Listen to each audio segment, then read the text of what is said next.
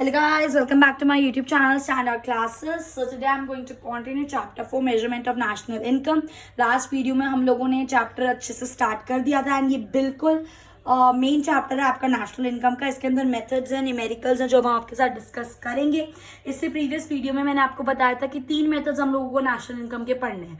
सबसे पहला value added method, second आपका इनकम मेथड और थर्ड आपका एक्सपेंडिचर मेथड. ये 3 मेथड हम लोगों को पढ़ने हैं और मैं आपके साथ इससे प्रीवियस वीडियो में value added method already start कर चुकी हूँ जिसके अंदर मैंने आपको बहुत सारी इंपॉर्टेंट चीजें बताई थी. आज हम उसी वैल्यू एडेड मेथड को आगे कंटिन्यू करने वाले हैं. So let's get started. ठीक है, आज मैं कंटिन्यू करने वाली हूँ steps of value added method. मतलब अगर आपको क्वेश्चन में न्यूमेरिकल में दिया जाए कि आप इसको वैल्यू एडेड मेथड से सॉल्व करो तो आप क्या क्या स्टेप्स फॉलो करोगे. बहुत इंपॉर्टेंट चीज है, बहुत ध्यान से समझना. टिप्स बताऊंगी, चीजें बताऊंगी कि पेपर में न्यूमेरिकल कैसे आता है, तो आप लोगों के लिए सुनना और समझना बहुत जरूरी है. पेन और पेपर लेकर बैठ जाओ. ठीक है, स्टेप 1. अगर आपको याद हो मैंने आपको क्या बताया था, मैंने प्रीवियस वीडियो में 2 टर्म्स का आपके साथ जिक्र करा था. सबसे पहला होता है आपका gross value added at market price और फिर एक टर्म का मैंने आपके साथ जिक्र करा था, that was gross domestic product at market price. मैंने आपको क्या बोला था, वैल्यू एडेड बेसिकली जब इंटरमीडिएट गुड्स में वैल्यू बार बार ऐड हो रही है. मैंने आपको एग्जाम्पल दिया था फ्लावर और ब्रेड का, है ना. फ्लावर अगर हम एक बेकर को सेल कर रहे हैं तो वो बेकर फ्लावर को कन्वर्ट करके ब्रेड बना के आगे सेल कर रहे हैं. ठीक है, तो बेसिकली उसने फ्लावर जैसे 700 रुपए का फ्लावर था और उसके अंदर 300 रुपए की उसने वैल्यू ऐड करी तो अब 1000 रुपए की उसकी ब्रेड बन गई. तो ये 300 रुपए क्या था, वैल्यू एडिशन. तो हर फर्म, कितनी सारी फर्म्स होती हैं, लास्ट वीडियो में बिल्कुल डिटेल में ये चीज समझाई है. नहीं करी है तो पहले वो समझो वरना समझ नहीं आएगा. ठीक है, हर फर्म कुछ ना कुछ वैल्यू एडेड कर रही है. तो हर फर्म की अगर हम वैल्यू एडिशन को उठा लें और उनका टोटल कर दे तो हमें क्या मिल जाता था, जीडीपी एट एमपी. तो आपका सबसे फर्स्ट स्टेप होता है सारे ग्रॉस वैल्यू एडिशन को उठाना. सारे ग्रॉस वैल्यू एडिशन को उठाना. 3 सेक्टर होते हैं हमारी इकोनॉमी में, प्राइमरी सेक्टर, सेकेंडरी सेक्टर और टर्शरी सेक्टर. तो प्राइमरी सेक्टर का भी कुछ ग्रॉस वैल्यू एडेड होगा, सेकेंडरी का भी कुछ ग्रॉस वैल्यू एडेड होगा, टर्शरी का भी कुछ ग्रॉस वैल्यू एडेड होगा. तो सबसे पहले आपको उसको आइडेंटिफाई करना है. तो स्टेप 1, तीनों सेक्टर के आप क्या आइडेंटिफाई करोगे, gross value added at MP. आई मेरी बात समझ. अब हम उसका करेंगे क्या, स्टेप 2, हम उसका क्या कर देंगे, टोटल कर देंगे. क्या कर देंगे उसका टोटल, क्योंकि जीवीए का टोटल करके हमें क्या मिल जाता है, GDP at MP. Last video में डिस्कस करा था. तो स्टेप 1 हो गया आइडेंटिफाई करना value by each firm, GVA primary का, जीवीए सेकेंडरी का, जीवीए टर्शरी का. स्टेप 2, अब आपको जीडीपी एट एमपी निकालना है. तो जो आपने जीवीए आइडेंटिफाई करे थे स्टेप 1 पे, अब आप उनको क्या कर दोगे, ऐड कर दोगे. ये होता है समेशन का साइन. जितने भी आपने जीवीए करे अब उनको ऐड कर दोगे तो आपको क्या मिल जाएगा, जीडीपी एट एमपी. आई मेरी बात समझ. अब यहाँ पर एक इंपॉर्टेंट टिप आपके एग्जाम पॉइंट ऑफ व्यू से, जो आपकी जीडीपी आपको क्वेश्चन में ना बहुत ही रेयर, बल्कि मैंने देखा ही नहीं है कि आपको क्वेश्चन में जीवीए दे रखे होते हैं डिफरेंट सेक्टर्स के. आपको डायरेक्ट क्वेश्चन कहाँ से दे रखा होता है, जीडीपी एट एमपी से. उन्होंने आपको जीवीए का समेशन पहले से दे रखा होता है. तो जब भी आपको वैल्यू एडेड मेथड यूज करना हो आप अपना क्वेश्चन कहाँ से स्टार्ट करोगे, जीडीपी एट एमपी से. Very very important. आई मेरी बात समझ. अब हमारा क्वेश्चन में मेन एम क्या होता है, नेशनल इनकम निकालना. नेशनल इनकम का मतलब क्या हो गया, एनएनपी एट एफसी निकालना. बात समझ रहे हो क्या बोल रही हूँ, नेशनल इनकम का मतलब क्या हो गया, देखो ना आपको क्या निकालना है, आपको एनएनपी एट एफसी निकालना है. और आप क्वेश्चन स्टार्ट कहाँ से करोगे, जीडीपी एट एमपी से. दिख रही है कुछ जानी पहचानी चीज. ऐसे कितने क्वेश्चंस हम कर चुके हैं चैप्टर 3 में और ये हमारे बाएं हाथ का खेल है कन्वर्शन करना. आ जाओ करते हैं. ठीक है, अब देखो आपको जीडीपी एट एमपी आपको दे रखा होगा, इससे आप क्वेश्चन स्टार्ट करोगे, बहुत इंपॉर्टेंट. और आपको कहाँ तक पहुंचना है, नेशनल इनकम निकालनी है, मतलब हमें एनएनपी एट एफसी तक पहुंचना है. आपको ये भी पता होना चाहिए डोमेस्टिक इनकम को क्या बोलते हैं, NDP at FC. National income को क्या बोलते हैं, एनएनपी एट एफसी. आ रही है बात समझ. अब बहुत इजी हो गया क्वेश्चन, जीडीपी एट एमपी से कहां पे पहुंचना है, एनएनपी एट एफसी तक. तो जी से एन में जाना है, ग्रॉस से नेट में जाना है. क्या करेंगे, माइनस डेप्रीसिएशन. देख लो माइनस डेप्रीसिएशन. जिस बच्चे ने चैप्टर 2 और चैप्टर 3 की वीडियोस नहीं देखी हैं वो ये कन्वर्जन नहीं कर पाएगा. पहली बोला था मेरे हिसाब से नेशनल इनकम आपका चैप्टर 2 से स्टार्ट हो जाता है. ठीक है, ओके. अब डी से एन, डोमेस्टिक से नेशनल में जाना है. क्या कर दोगे, प्लस एनएफआईए. और पी तो पी सेम है, और एमपी से एफसी में जाना है तो क्या कर दोगे, माइनस नेट इनडायरेक्ट टैक्स। तो जब आप अपने जीडीपी एट एमपी में माइनस करोगे डेप्री, प्लस करोगे एनएफआईए और माइनस करोगे एनआईटी, तो आप कहाँ पर पहुंच जाओगे, एनएनपी एट एफसी पर। आई मेरी बात समझ, ये चीज सिंपल थी, ठीक है। तो ये हो गया आपके स्टेप्स, बट मेरे हिसाब से इतना बहुत है। आपको जीडीपी एट एमपी मिल गया, अब आपको पता है जीडीपी एट एमपी से आपको एनएनपी एट एफसी निकालना है। बुक में इन्होंने एक और स्टेप बोला हुआ है, बुक में इन्होंने क्या बोला है, क्योंकि जीडीपी एट एमपी है, सबसे पहले हम क्या करते हैं, जी को एन में कन्वर्ट कर रहे हैं। जब आप जी को एन में कन्वर्ट करो तो आपको ये क्या बन जाएगा, एनडीपी एट एफसी। देखो ना, आपका जीडीपी एट एमपी है, अब जीडीपी एट एमपी में सबसे पहले आप डिप्रिसिएशन को माइनस करोगे तो आपका क्या बन जाएगा, एनडीपी एट एफसी। और एनडीपी एट एमपी क्या हो गया आपका, कुछ नहीं हुआ अभी, ठीक है, आपने इसको कन्वर्ट कर दिया। अब आपने क्या करा, एमपी को किस में कन्वर्ट कर दिया, एफसी में। एमपी को एफसी में कन्वर्ट करोगे, मतलब एनडीपी एट एमपी को, अब एमपी को आपको एफसी में कन्वर्ट करना है तो आप क्या करोगे, माइनस कर दोगे एनआईटी, ठीक है। तो आपका क्या बन जाएगा यहाँ पर, एनडीपी एट एफसी। और एनडीपी एट एफसी आपका क्या होता है, डोमेस्टिक इनकम। और फिर उन्होंने पहले डोमेस्टिक इनकम निकाला और फिर डोमेस्टिक इनकम का बस एन डी को तो चेंज करना है, बताया था मैंने आपको, डोमेस्टिक इनकम में प्लस एनएफआई आप अपना ऐड कर दो तो आपका क्या बन जाता है, national income, that is NNP at FC. तो एक ही बात पड़ी ना, देखो जीडीपी में पहले डेप्रिसिएशन माइनस करा, फिर एनआईटी और फिर लास्ट में इन्होंने ऐड कर दिया एनएफआई, तो इनका बन गया एनएनपी एट एफसी। हम लोगों ने क्या करा, पहले डेप्रिसिएशन माइनस करा, फिर एनएफआई ऐड कर दिया, फिर एनआईटी माइनस कर दिया। एक ही तो बात है, depreciation minus minus, NIT minus minus, NFI add add. आई मेरी बात समझ, पर हम बोर्ड के हिसाब से कोई रिस्क नहीं लेंगे। तो जो स्टेप्स हैं वो स्टेप्स आप फॉलो करोगे। तो जब आपको जीडीपी एट एमपी दे रखा होगा, क्या दे रखा है आपको, जीडीपी एट एमपी, तो सबसे पहले आप इससे क्या निकालोगे, डोमेस्टिक इनकम निकालोगे। क्या निकालोगे, डोमेस्टिक इनकम क्या होती है आपकी, एनडीपी एट एफसी। तो सबसे पहले आप जीडीपी एट एमपी को किस में कन्वर्ट करोगे, एनडीपी एट एफसी, और फिर एनडीपी एट एफसी को किस में कन्वर्ट करोगे, एनएनपी एट एफसी। ये आपका स्टेप फॉलो होगा। आई मेरी बात समझ, जीडीपी एट एमपी को किस में कन्वर्ट करेंगे, domestic income, that is NDP at FC. और डोमेस्टिक इनकम को किस में कन्वर्ट करेंगे, national income, that is NNP at FC. और कन्वर्जन आपको आता है। आई होप गाइज ये चीज आपको क्लियर है। तो ये थे आपके स्टेप्स, ये किस 3 स्टेप्स में आप वैल्यू एडेड से अपना क्वेश्चन सॉल्व कर सकते हो। मेरे हिसाब से ये चीज भी गलत नहीं है, पर बोर्ड्स का मामला है, रिस्क मत लेना। जीडीपी एट एमपी को पहले डोमेस्टिक इनकम में, फिर डोमेस्टिक इनकम को नेशनल इनकम में। Domestic income is known as NDP at FC and national income is known as NNP at FC. आई मेरी बात समझ। तो ये होते हैं कुछ स्टेप्स जो आपको फॉलो करने हैं न्यूमेरिकल को वैल्यू एडेड मेथड से सॉल्व करने के लिए। सेकेंड आपका आता है टॉपिक इसके अंदर, जब आप वैल्यू एडेड मेथड सॉल्व कर रहे हो, थ्योरेटिकल पार्ट है ये, कि आपको उसके अंदर किन किन चीजों का ध्यान रखना है। आओ, सबसे पहली चीज, intermediate goods are not to be included in the national income. Chapter 2 में चिल्ला के ये बात आपको मैंने बताई थी कि फाइनल गुड्स की वैल्यू ही हम नेशनल इनकम में इंक्लूड करते हैं, इंटरमीडिएट गुड्स की वैल्यू हम नेशनल इनकम में इंक्लूड नहीं करते। क्यों? क्योंकि इंटरमीडिएट गुड्स की जो वैल्यू होती है वो फाइनल गुड्स में ऑलरेडी इंक्लूडेड होती है।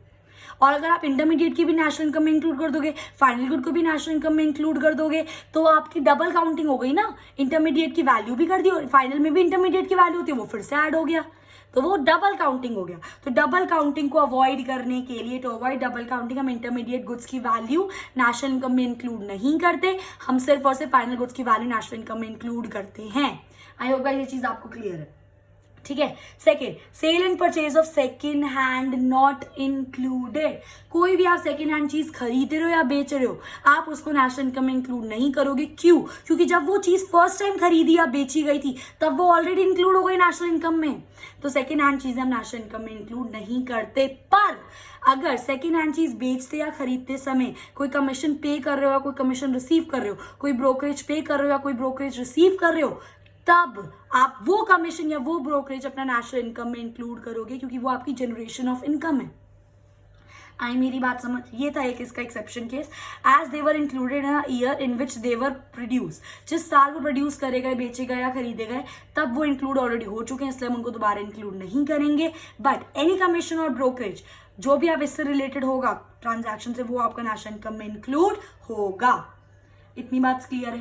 नेक्स्ट आता है production of services of self consumption not included. वो सर्विसेज जो हम खुद के लिए प्रोड्यूस कर रहे हैं, खुद की कंजम्पशन के लिए प्रोड्यूस कर रहे हैं, हम उनको नेशनल इनकम में इंक्लूड नहीं कर सकते।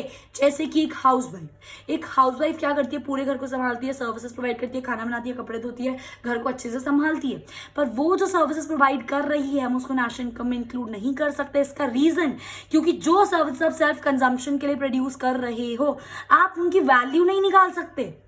आप निकाल सकते हो कि एक हाउसवाइफ इतना काम कर रही है तो उसकी इतनी वैल्यू, क्या पता कोई और दूसरी हाउसवाइफ कितना काम कर रही हो, कोई टीचर अपने बच्चे को पढ़ा रही है तो उसकी कितनी वैल्यू है।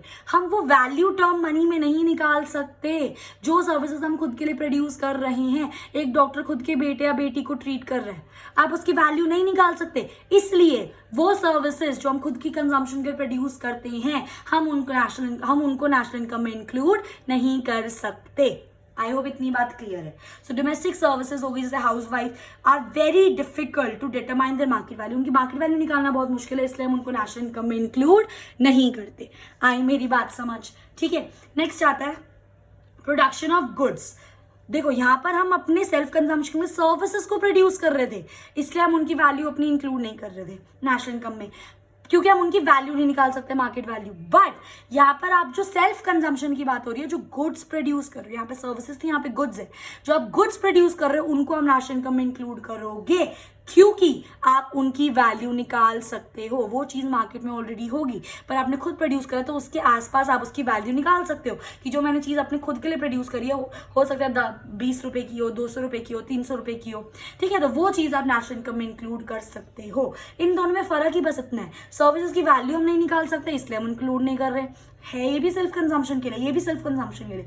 गुड्स की वैल्यू हम निकाल सकते हैं क्योंकि वो करंटली हम प्रोड्यूस कर रहे हैं, करंट आउटपुट में वो चीज ऐड होगी, उसकी वैल्यू आप डिटरमाइन कर सकते हो, इसलिए आप उसको नेशनल इनकम में इंक्लूड करोगे। आई होप गाइस ये चीज आपको क्लियर है, ठीक है। इसके बाद आता है आपका imputed value of owners house included. मतलब समझना ध्यान से मेरी बात का, जैसे हम अपने घर में रह रहे हैं और हम रेंट पे नहीं रह रहे, तो हम जब अपने घर में रह रहे हैं तो हम एक अंदाजा नहीं लगा सकते। कभी कभार हम लोग बैठे होते हैं तो ये सोचते हैं कि अगर हम अपने घर का फर्स्ट फ्लोर, फॉर एग्जांपल कोई, हम पूरा घर यूज कर रहे हैं, हमारे घर में 3 बिल्डिंग है, हम ये सोच रहे हैं कि फॉर एग्जांपल अब इस घर का अगर हम first floor second floor rent पे दे देते तो हमारे पास कम से कम 40 या 50 हजार रुपये महीने का रेंट आता। पर क्योंकि अभी हम खुद रह रहे हैं सेकंड और थर्ड फ्लोर पे, इसलिए हम वो रेंट पे नहीं दे रहे। तो वो वैल्यूज घर की जहाँ पे आप खुद रह रहे हो, और अगर आप नहीं रह रहे होते उस पार्ट को रेंट पे दे देते, इतना रेंट आपके पास आता। एक हम अजम्पशन, एक हम अनुमान लगा रहे हैं, उस वैल्यू को हम नेशनल इनकम में इंक्लूड करते हैं। आ रही है मेरी बात समझ? आ रही है मेरी बात समझ में क्या बोल रही हूं? उसको बोलते हैं इम्प्यूटेड वैल्यू, कि जो एक्चुअल में है नहीं पर उसका हमने सिर्फ अंदाजा लगाया है, that is known as imputed value. तो जिस घर में मैं इस टाइम रह रही हूँ, अगर मैं बोलूँ कि अगर मैं इस घर को रेंट पे दूं तो मेरे को फॉर एग्जांपल 50,000 का रेंट मिलेगा, तो दैट इज इम्प्यूटेड वैल्यू। जो 50,000 है वो इम्प्यूटेड रेंट है, मैंने एक अंदाजा लगाया।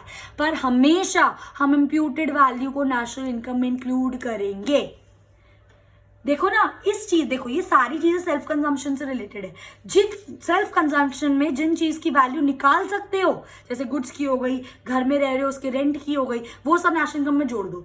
जिसकी नहीं निकाल सकते वो नेशनल इनकम में इंक्लूड नहीं करोगे, ठीक है। लास्ट पॉइंट आता है आपका change in stock of goods will be included. Stock वो चीज होती है जिसको हम स्टोर करके रखते हैं, स्टॉक में कुछ इंक्रीज होगा तो नेशनल इनकम में इंक्लूड करोगे। आ रही है मेरी बात समझ? ठीक है। So increase in stock will be included in the national income. Clear है? ठीक है। इसके बाद यहाँ पर हमारा खत्म हो गया वैल्यू एडेड मेथड पूरा।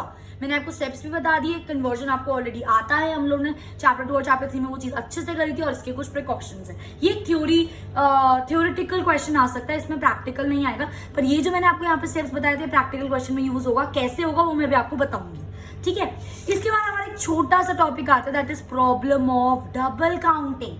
मतलब अगर आप लोगों ने मेरी प्रीवियस वीडियोस देखी है तो मैंने आपको चैप्टर 2 में ये चीज बताई थी कि जो आपके इंटरमीडिएट गुड्स की वैल्यू होती है उनको हम नेशनल इनकम में इंक्लूड नहीं करते, और जो हमारी फाइनल गुड्स की वैल्यू होती है उनको हम नेशनल इनकम में इंक्लूड करते हैं। और इसका रीजन भी मैंने आपको बताया था। ऐसा क्यों होता है? क्योंकि जो इंटरमीडिएट गुड्स की वैल्यू है वो ऑलरेडी आपके फाइनल गुड्स में इंक्लूडेड होती है।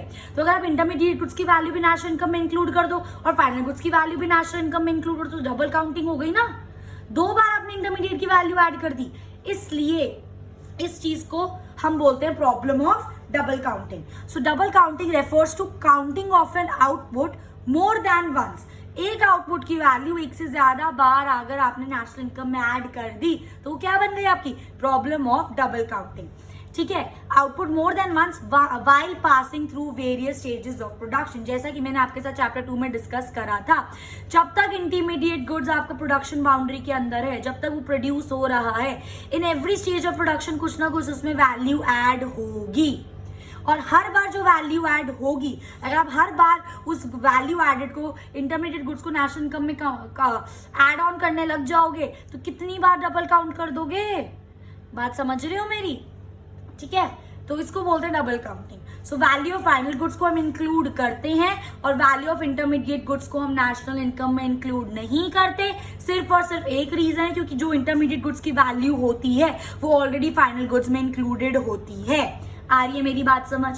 एक इस चीज को एग्जाम्पल से समझते हैं. ठीक है, अब देखो एक फार्मर है. ठीक है, फार्मर है, वो खेती बाड़ी करता है और उसने क्या करा, वीट एक मिलर को सेल करा.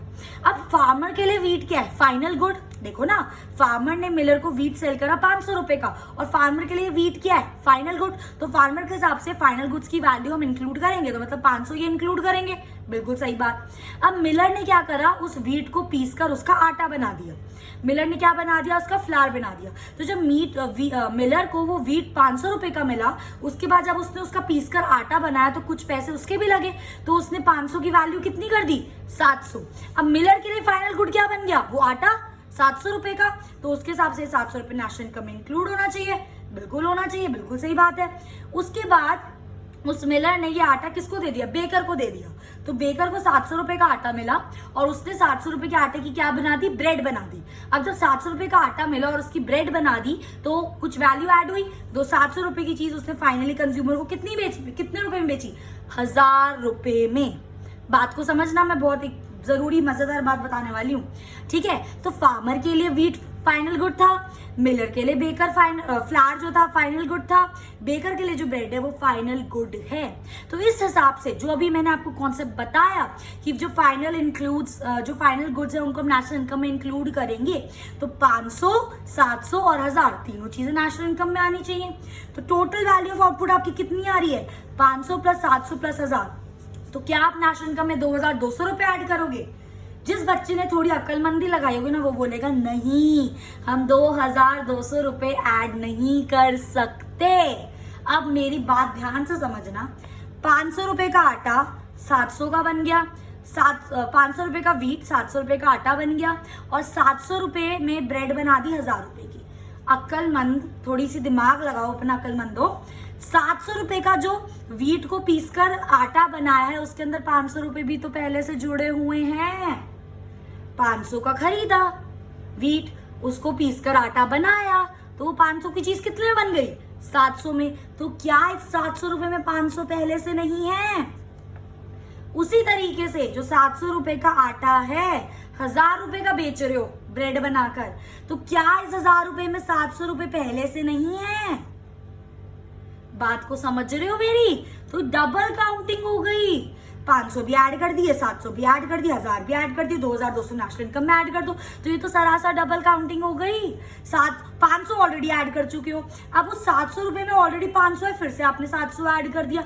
अब उस 1000 रुपए में आपका 500 भी पहले से एडेड है और जितना आपका एडिशन मतलब 700 भी पहले से एडेड है. कैसे कर रहे हो, क्या कर रहे हो. इस हिसाब से देश चलने लग गया ना तो महंगाई इतनी बढ़ जाएगी कि कोई अफोर्ड ही नहीं कर पाएगा चीजों को.